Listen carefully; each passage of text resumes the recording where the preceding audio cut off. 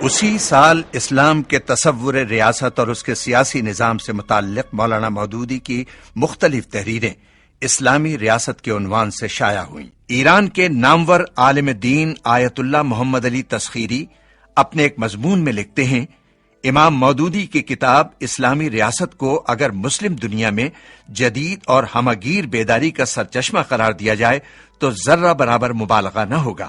اس میں اسلامی نظام زندگی کے بارے میں اہم بنیادی سوالات کے تسلی بخش مگر مختصر جوابات ہیں۔ اس کتاب نے مسلم دنیا میں عوامی بیداری پیدا کی ہے۔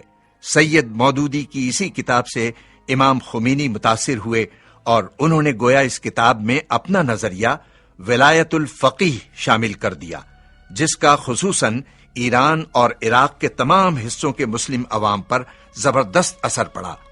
یہی وہ کتاب ہے جو ایران میں اسلامی انقلاب برپا ہونے کا اہم عامل اور نظریاتی اساس بنی، پھر اسلامی مملکت کے قیام کی بنیاد اور اس کے دستور کی روح بنی۔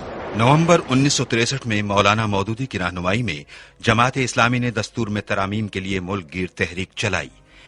چنانچہ 6 جنوری 1964 کو جماعت اسلامی خلاف قانون قرار دے دی گئی اور مولانا مودودی سمیت مرکزی مجلس شورا کے ارکان کو گرفتار کر لیا گیا۔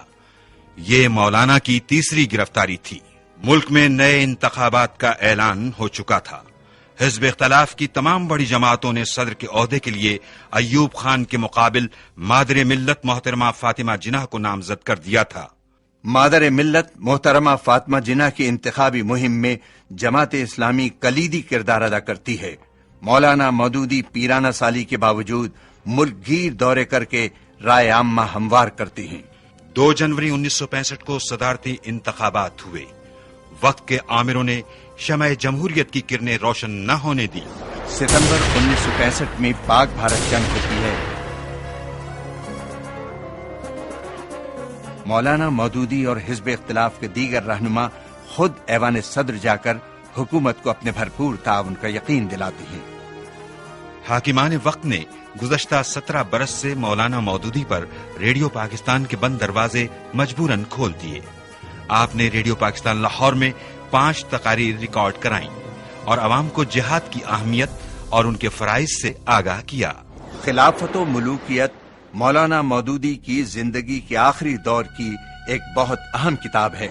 خلافت و ملوکیت جب شائع ہوئی تو ہماری دینی اور معاشرتی زندگی میں، اور مجھے کہنے دیجئے کہ کسی حد تک سیاسی زندگی میں بھی ایک طرح کی ہلچل مچ گئی۔ یہ ساری کتاب جو ہے وہ انتہائی عمدہ تحقیق کی کتاب ہے، جس میں تاریخ اسلام کو اور دین اسلام کو انتہائی دقت نظر، بڑی عرق ریزی اور بہت ہی محبت کے ساتھ اور ایثار کے ساتھ بیان کیا گیا ہے۔ 1968 میں مولانا مودودی نے خرابی صحت کی بنا پر جماعت اسلامی کی امارت سے 1 سال کے لیے رخصت لی اور 23 اگست کو لندن روانہ ہوئے۔ شدید علالت کے بعد کمزوری کے باوجود مولانا مودودی اپنی علمی اور دعوتی مصروفیات جاری رکھتے ہیں۔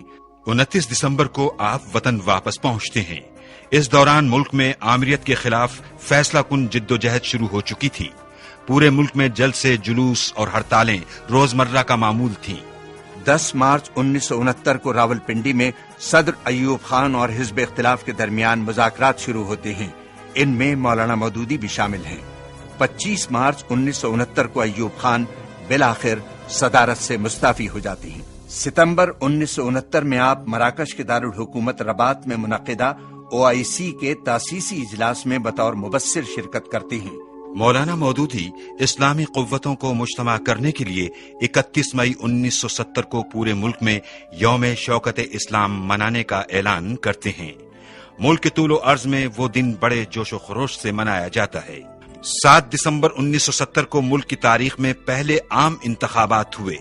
تفہیم القرآن کو مولانا مودودی کا سب سے بڑا کارنامہ تسلیم کیا جاتا ہے۔ یہ 7 جون 1972 کو مکمل ہوئی۔ اس کی تکمیل میں تقریباً 30 سال 4 ماہ صرف ہوئے۔ قرآن مجید دنیا میں سب سے زیادہ پڑھی جانے والی کتاب اور تفہیم القرآن سب سے زیادہ پڑھی جانے والی تفسیر ہے۔